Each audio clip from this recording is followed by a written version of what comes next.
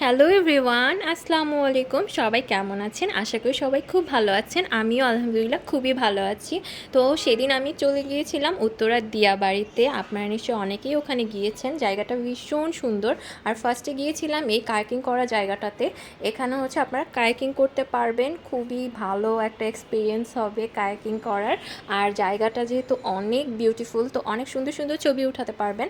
আর এই রেস্টুরেন্টটা তো অনেক সুন্দর ছিল। এটা হচ্ছে পানির উপরে ছিল। তো এখানে খাবারগুলোও দাম অনুযায়ী বেশ মজাই ছিল। আর জায়গাটার কথা কি বলবো, পুরোই অস্থির। তো এখানে আমরা বেশ কিছু সময় কাটিয়ে দিই, তারপর সানসেট দেখি, দেন হচ্ছে আমরা বউবাজার চলে যাই। আর বউবাজার তো কি বলবো, স্ট্রিট ফুডের জন্য একটা বিখ্যাত জায়গা। তো ওখানে পাওয়া যায় বিভিন্ন ধরনের স্ট্রিট ফুড, আপনারা এই যে দেখতেই পাচ্ছেন। তারপর অনেক সুন্দর কিছু রাইডসও আছে, মানে এই যে একটা রাইডসে আমরা চড়েছিলাম। আর এইখানে উঠতে আমাদের নিয়েছিল মনে হয় 40 থেকে 50 টাকার মতো হবে। তো বেশ মজাই লাগছিল, একটা বিকেল আমার খুবই ভালো কেটে গিয়েছিল। দেখেন ভালো খাইলে দিকে আসছেন, ফ্রেশ খাইলে দিকে আসছেন, রং মুক্ত খাইলে দিকে আসছেন। হ্যাঁ খাবারটা দেয়, খাবার দেয়। দেখেন হাঁস কত?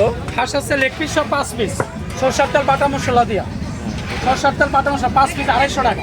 সাথে চালের রুটি আছে 10 টাকা, চাপটি 20 টাকা, পরোটা 20 টাকা। হ্যাঁ চালের রুটি 10 টাকা। তো এই খাবারগুলো অনেক লোভনীয় ছিল, অনেক টেস্টিও ছিল, আর প্রাইসটাও রিজনেবল ছিল। আর তাছাড়াও এখানে অনেক ধরনের সামুদ্রিক মাছ ছিল, প্লাস আরও আদার্স সি ফুড ছিল, যেগুলো আপনাকে বারবিকিউ করে ওরা দিবে। আর এগুলোর প্রাইসটাও মিডিয়াম ছিল, মানে আমি একটা রূপচাঁদা ফিশ বারবিকিউয়ের প্রাইস জিজ্ঞেস করেছিলাম, ওরা বলেছিল 500 টাকা। তো আমার কাছে একটু বেশি মনে হয়েছিল, বাট কেমন টেস্ট হবে আমি এটা এখনও টেস্ট করিনি। তো টেস্ট করলে অবশ্যই আপনাদেরকে রিভিউ দিয়ে জানাবো।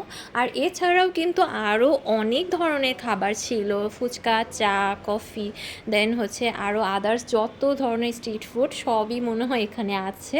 তো বেশ ভালোই লাগছিলো আমার এগুলো দেখতে। আর মাছগুলো তো আমার অনেক ভালো লাগছিলো দেখতে। এখানে এসে আমি হচ্ছে টেস্ট করেছিলাম বট আর চালের আটার রুটি, আর হচ্ছে একটা বিখ্যাত সাতক্ষীরার চা। তো এই দুইটা আইটেম আমার কাছে অনেক মজাই লেগেছিল, আর প্রাইসও রিজনেবল ছিল। আর সাতক্ষীরার চাটা তো বেস্ট লেগেছিল, এত বেশি মালাই ছিল কি বলবো। তো সব কিছু মিলিয়ে আমার বিকালটা খুবই ভালো কেটে গেল। আপনারাও চাইলে এখানে চলে আসতে পারেন, বেশ ভালো একটা সময় কেটে যাবে। আর চাটা তো ভালো লেগেছিল, এই জন্য আমরা চাটা পার্সেল করে নিয়েছিলাম। তো একটা পানির বোতলে করে আমরা নিয়েছিলাম বাসার জন্য। তো এই ছিল আজকে আমার ব্লগ, আশা করি আপনাদের ভালো লেগেছে। তো অবশ্যই অবশ্যই আমার চ্যানেলটাতে আপনারা সাবস্ক্রাইব করে দিবেন, আর পাশে থাকা বেল আইকনটি বাজিয়ে দিবেন। দেন হচ্ছে লাইক, কমেন্ট, শেয়ার করতে কিন্তু একদমই ভুলবেন না। ওকে, তো সবাই ভালো থাকবেন। আল্লাহ হাফেজ।